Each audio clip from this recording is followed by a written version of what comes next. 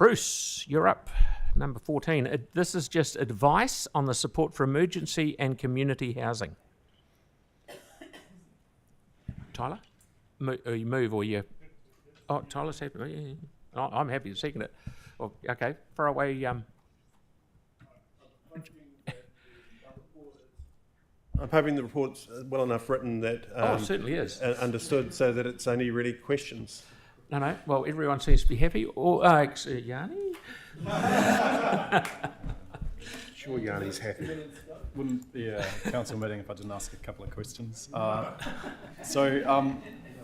I did put these through ahead of the meeting, but I don't have the responses. I was really keen that we do more sooner. So the question I've posed to staff is, instead of waiting for the draft annual plan process, can we adopt a model like we did with the stadium funding, where we actually do it sooner as a discrete process? So that was the first question.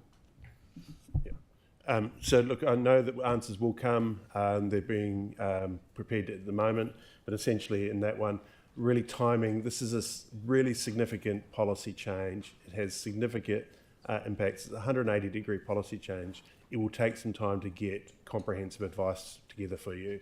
So I don't believe there's much opportunity to really speed that up. Okay. The second question was around the development contributions or development levies. Quite often in other cities around the world, there is a percentage of a financial contribution from development that goes back into affordable or social housing type projects. Has that option been looked at, or if not, will that option be looked at as part of this? So, how can we get that option looked at? So I think that advice will come back from others as part of the written advice. All right, well, good. So, yep. Pauline, please. Sorry, Yanni, you got another one? Yeah. So the second one. Yeah. So in terms of the feasibility work that will happen, is that just going to be on the transitional? That's only on the transitional thing. So what's the process to get that other advice back to us around funding models? As we've just indicated, there'll be a written response on those matters. They fall outside of my area of responsibility, but my colleagues, I'm sure, will be putting that together and responding to you on that. So do we need to change 3 where it's additional around development contributions or development levies, rather than just leaving that to rates? That's up to you, councillor, if you put it into your colleagues and they support it. But as I say, you'll get separate advice on that, and that will come through. Yeah, when it comes. Yes, this is only just an advice on support. Pauline, you had a question? Thank you. Just further to the funding model, would it be feasible that we could treat this as a project on its own and just consult on this particular project individually prior to the LTP? Potentially, we haven't done that full significance assessment of what that future advice will look like, but that's something we can consider and bring back for discussion at a later stage. I mean, because you're talking about in here completely changing the rating policy around social and community housing, but rather than doing that big step, just treat this as a project on its own and consult on this. So perhaps when the feasibility study comes back, we could look at that outside of the LTP annual plan next year. So, sorry, I've misunderstood that. So for the feasibility stuff for the transitional project, yes, we would certainly treat that as a separate project. There may need to be funding, but we would hope that we would try and position this to see as much as possible if we can get philanthropic and government funding rather than ratepayer funding, with the council's contribution being focused on the significant value of the land that would be put into it. So I think you're right in terms of that. But in terms of the recommendation 3 rating, that really is a matter that you should be considering as part of your overall financial decision making. And particularly because the policy that refers to is one of those ones that you approve every 3 years as part of the LTP. Okay. So what's your timeline for getting the feasibility study back? before the next annual plan. Annual plan or Yep. LTP. Okay, thank you. Okay, thank you, Bruce. This is Just a question on process. Are the public able to see what we're talking about, or is this up in the public's view? Because it just seems a bit odd that we're talking about an item and. So we've just had some potential amendments through, so it's Okay. time for time to work. Okay, cool. Okay. Oh, amendments. These are surprise. Yeah, Celeste has got a question. Thank you, Bruce. It's a little bit more specific, so if it's better to respond via a memo just with an update on the process. We got a bit of feedback through the community that in regards to the location of certain types of social housing, what is the process for community input? I think there's a lack of understanding about the constraints of the current process and how that works. Is it possible to get a bit more information through on that that could be circulated? Yeah, certainly. We're happy to do that.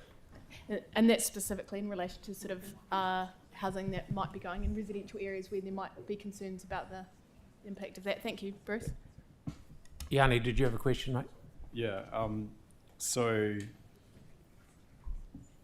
I get that we're looking at the Hereford Street. Is there any opportunity to talk with the Youth Hub about youth emergency housing as well, or transitional housing? I know that they've done some housing development, and I understand that that's pretty much at capacity, but there were other opportunities for them to do more. So Councillor, we're always happy to talk, but I'm interested to know what you would be thinking we could offer. The key message that I've repeatedly given is we have no funding to do anything further. We've got significant problems with our own existing portfolio, and we know that into the future that's not going to be financially sustainable.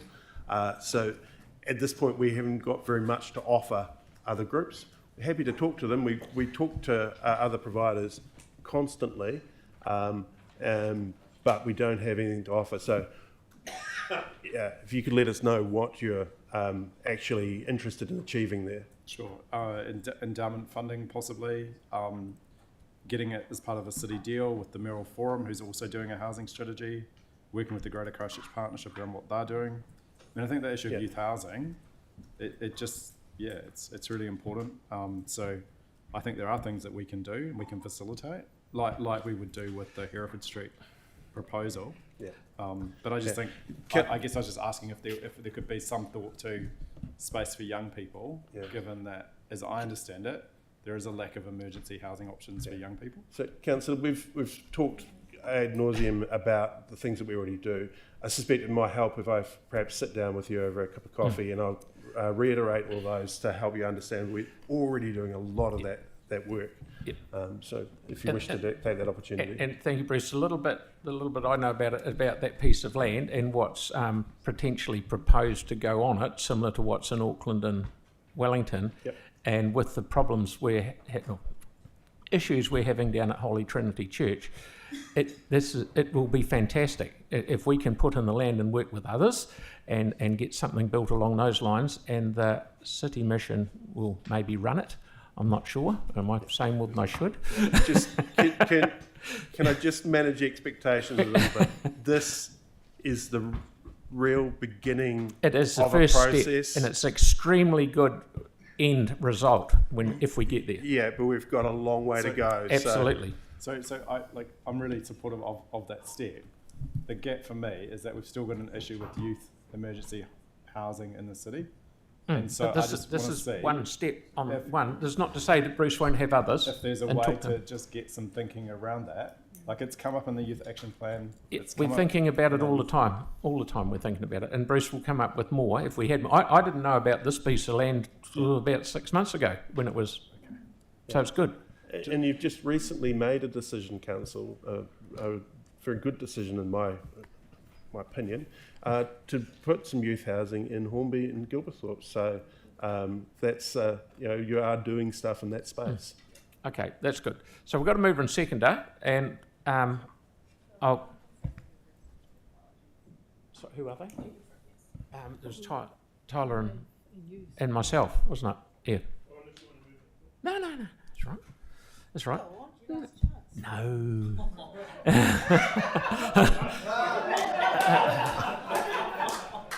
I did not mean it like Listen. that. I'm sorry. I meant for this triennium. I do Boy, the, before you know, I, your I do the friends are. jokes round here. Got it? Okay, so are you, Katie, you all right, mate?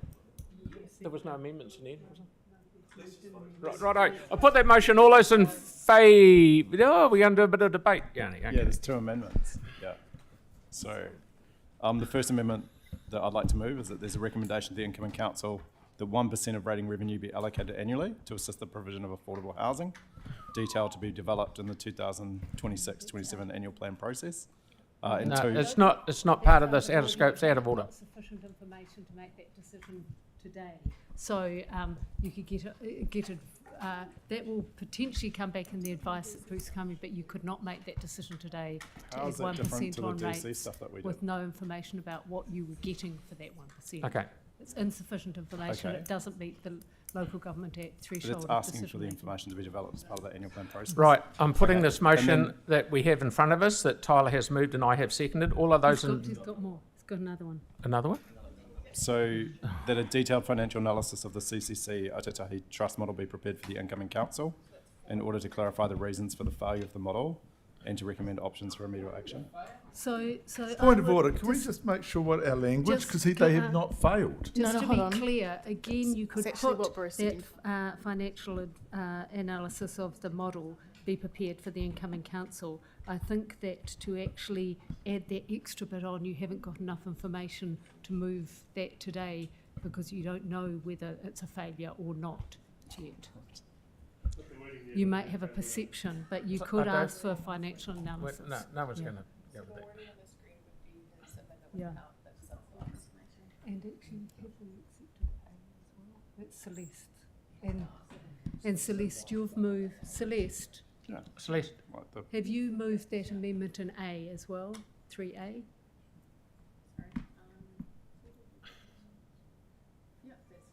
Yep. means nothing. We're going out of our way to So make... that, so if, If Councillor Harrison Hunt and the mayor are fine with incorporating A as part of 3, we can move that into the main motion.